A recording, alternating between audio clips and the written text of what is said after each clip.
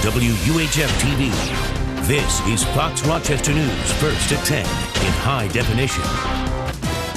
This is breaking news from Fox Rochester News. And good evening. We're starting with news out of Boston. We got him. That's the message from the mayor and the police chief about an hour ago. And a crowd of once terrified neighbors cheered the news that 19-year-old Dzhokhar Tsarnaev has been found alive but gravely wounded. Let's go live to Stacy Cohen in Watertown.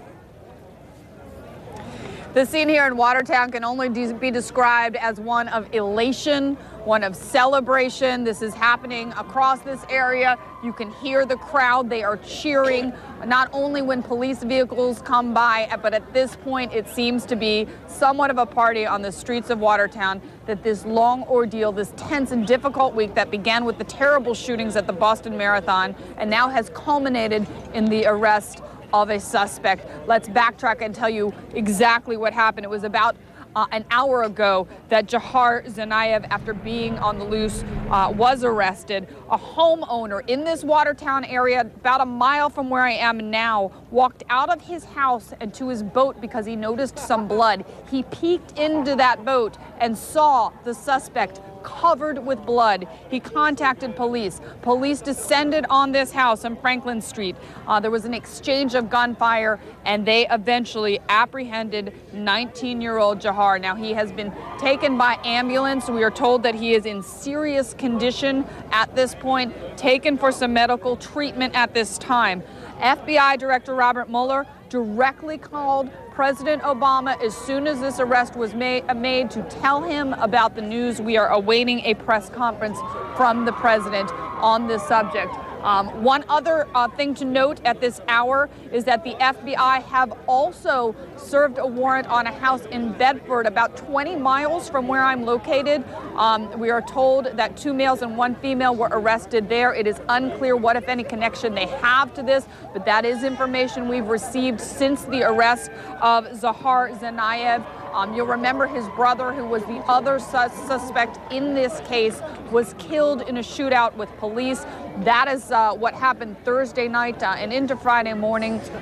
Hours after these pictures of these brothers were arrested, it is what led us to the point where we are now with the successful apprehension of a suspect. Live in Watertown, I'm Stacy Cohen. Back to you. Okay, Stacy, thank you very much. Nice job. Now, once again, here are the two suspects. Dzhokhar Tsarnaev on the left, captured alive tonight, but is gravely wounded and getting treatment. His older brother, Tamerlan, was killed early this morning in a shootout with police. These two men believed responsible for the Boston Marathon bombings that killed 3 people and wounding more than 170.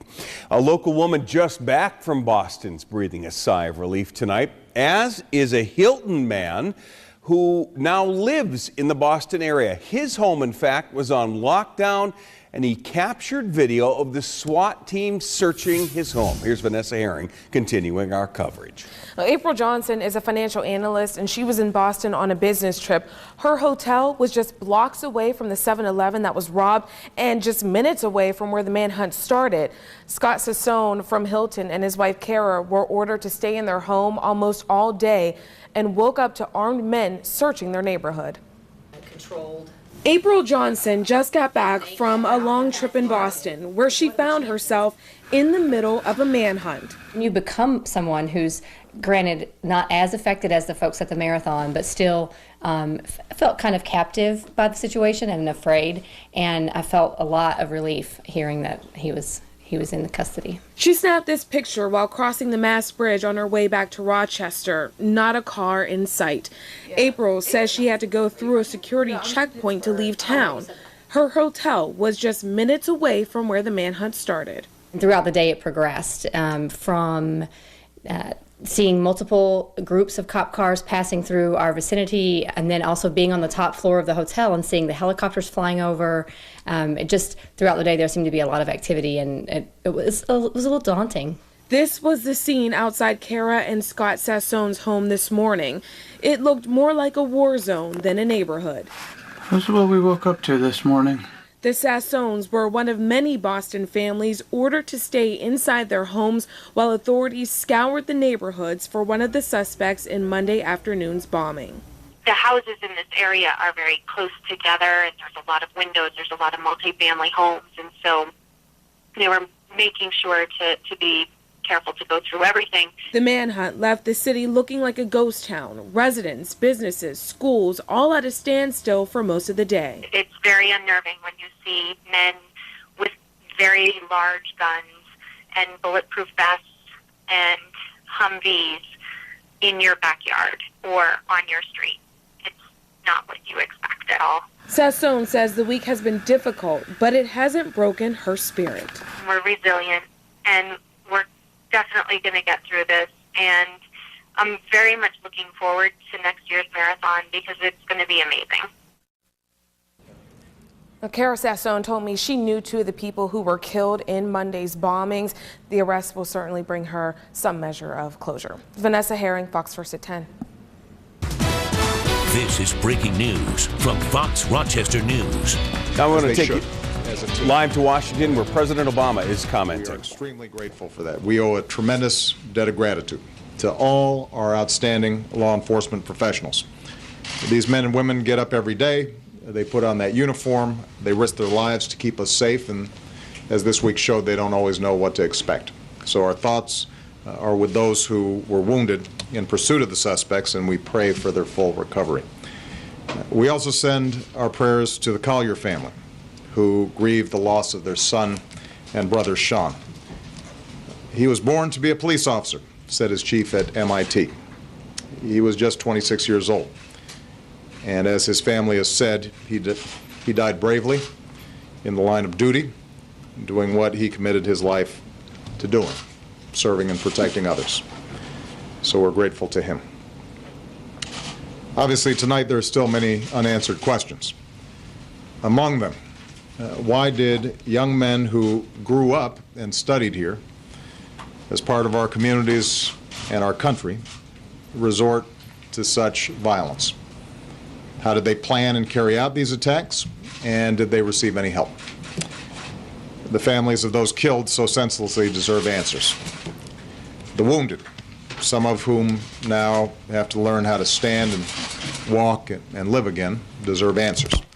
And so I've instructed the FBI and the Department of Homeland Security and our intelligence community to continue to deploy all the necessary resources to support the investigation, to collect intelligence, and to protect our citizens. We will determine what happened. We will investigate any associations that these terrorists may have had, and we'll continue to do whatever we have to do to keep our people safe.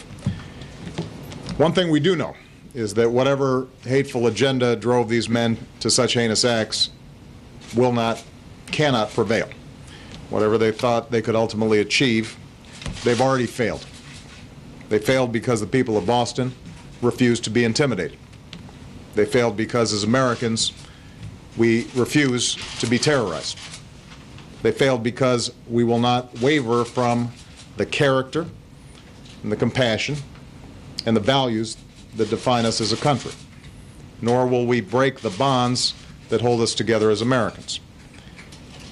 That American spirit includes staying true to the unity and diversity that makes us strong, like no other nation in the world.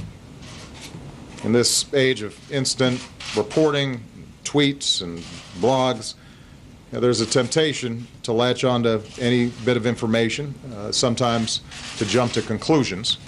But when a tragedy like this happens, with public safety at risk and the stakes so high, it's important that we do this right. That's why we have investigations.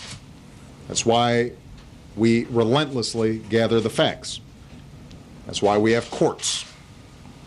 And that's why we take care not to rush to judgment. Not about the motivations of these individuals, certainly not about entire groups of people. After all, one of the things that makes America the greatest nation on earth, but also one of the things that makes Boston such a great city, is that we welcome people from all around the world, people of every faith, every ethnicity, from every corner of the globe. So as we continue to learn more about why and how this tragedy happened, let's make sure that we sustain that spirit. Tonight we think of all the wounded still struggling to recover, Certainly we think of Crystal Campbell. We think of Ling Su Lu. And we think of little Martin Richard. Their lives reflected all the diversity and beauty of our country. And they were sharing a great American experience together. Finally, let me say that even as so much attention's been focused on the tragic events in Boston, understandably, we've also seen a tight-knit community in Texas devastated by a terrible explosion. And I want them to know that they are not forgotten. Our thoughts, our prayers are with the people of West Texas, where so many good people lost their lives. Some lost their homes. Many are injured. Many are still missing. I've talked to Governor Perry and Mayor Muska, and I've pledged that the people of West will have the resources that they need to recover and rebuild. And I want everybody in Texas to know that we will follow through with those commitments. You are watching live coverage of President Obama making his first comments since the arrest of the second suspect in the Boston Marathon bombings. He's referring there, of course, to the West Texas fertilizer plant explosion this week, where tonight there are more than a dozen dead, more than 100 wounded, and more than 60 people still missing. We will have much more coverage from Boston and West Texas coming up later on this newscast and also on News 8 at 11 o'clock. But now back to the Boston bombing. Earlier this evening, we spoke with a local police investigator who is a bomb expert.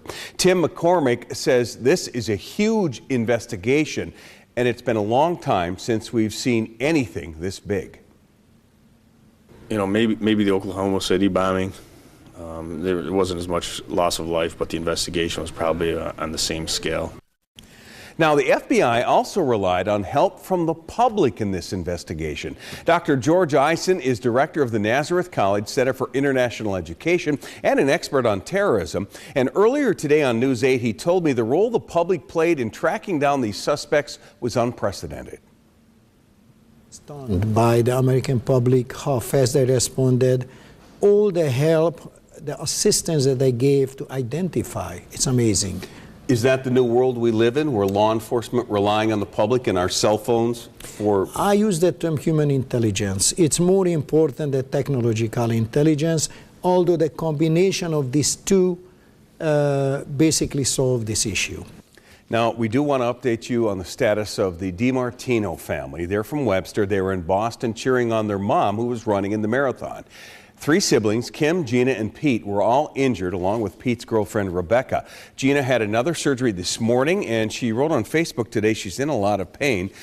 Pete has another surgery to go, and Rebecca has a long road to recovery with 2 shattered ankles. The DiMartino's family church is rallying behind them. The Northridge Baptist Church in Irondequoit's been collecting cards and get well gifts. Pastor of Care, Dave Boehm, is also planning a trip to Boston tomorrow with several other members of the church. They want to hand deliver all the well wishes from Irondequoit. He's been in constant contact with Dave DiMartino and says the family spirits improve every day. I think each day it gets a little better. They've been really thankful for the healing process and what's taking place, and just I think just a number of people that are encouraging them as well. And the church is encouraging people to donate money online to the family. So far, more than $8,000 has been raised for medical costs and other expenses while the DiMartinos are staying in Boston. If you'd like to be part of that effort, if you're looking for more coverage on this developing story, go to rochesterhomepage.net and look for the Terror in Boston tab on the front page. But again, the good news tonight, the terror in Boston, after almost a week, is over. The second suspect has been arrested. This has been some special coverage of the bombings in Boston, the arrest tonight. When we come back, we've still got Stacey Pension's Weekend Forecast. You don't want to miss that.